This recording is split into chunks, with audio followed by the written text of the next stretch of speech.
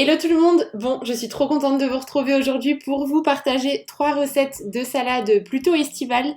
Et on commence sans plus tarder avec la première recette qui est une salade de pâtes un peu améliorée. Donc c'est une recette que j'ai réalisée pour 6 personnes. J'ai pris 300 g de pâtes semi-complètes, 300 g de petits pois surgelés, une tranche de saumon fumé par personne, un citron, un oignon rouge, un concombre, de la ciboulette, du sel, du poivre et de l'huile d'olive. Donc tout d'abord je commence par cuire les pâtes, c'est ce qui va être un petit peu plus long, et je vais couper les légumes. Donc dans un premier temps je m'occupe du concombre que je pèle et que je coupe simplement en petits morceaux. Là il n'y a vraiment rien de compliqué. Ensuite, je vais émincer assez grossièrement l'oignon rouge, ça va apporter un côté assez croquant à la salade et j'aime beaucoup la saveur de l'oignon rouge. Ensuite, je coupe en lamelles les tranches de saumon fumé, donc je trouvais qu'avec une tranche par personne c'était suffisant, donc moi j'en ai mis 6 en tout. Puis je vais hacher assez finement la ciboulette, vous pouvez ajouter une autre herbe aromatique de votre choix, ça peut être aussi du basilic, pourquoi pas.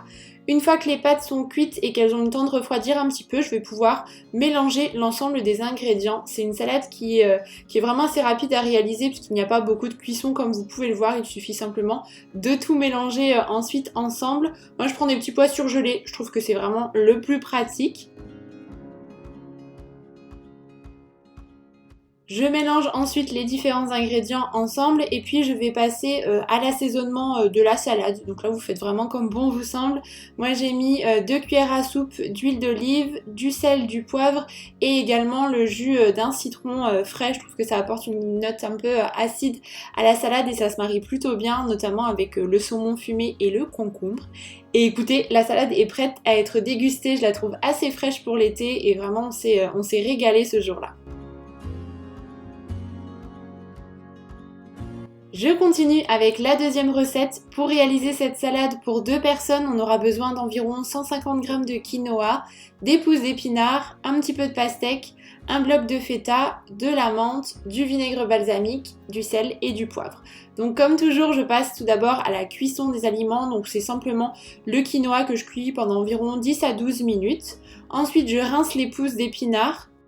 Je vais ajouter de la menthe dans cette salade, je trouve qu'elle apporte une saveur particulière que j'aime beaucoup et je la hache assez finement et puis je vais également couper en dés assez gros de la feta.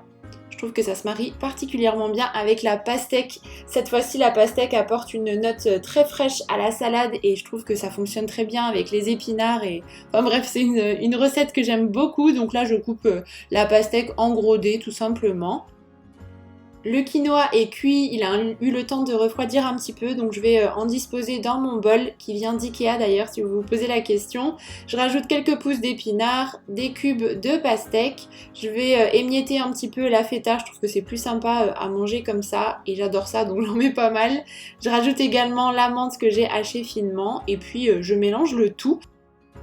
Je termine la préparation de la salade avec l'assaisonnement et c'est simplement du sel, du poivre et un filet de vinaigre balsamique. Je trouve que c'est suffisant et c'est une recette que j'aime tout particulièrement pour la saison qui est assez rapide à réaliser et très rafraîchissante en plus de ça, donc je l'adore.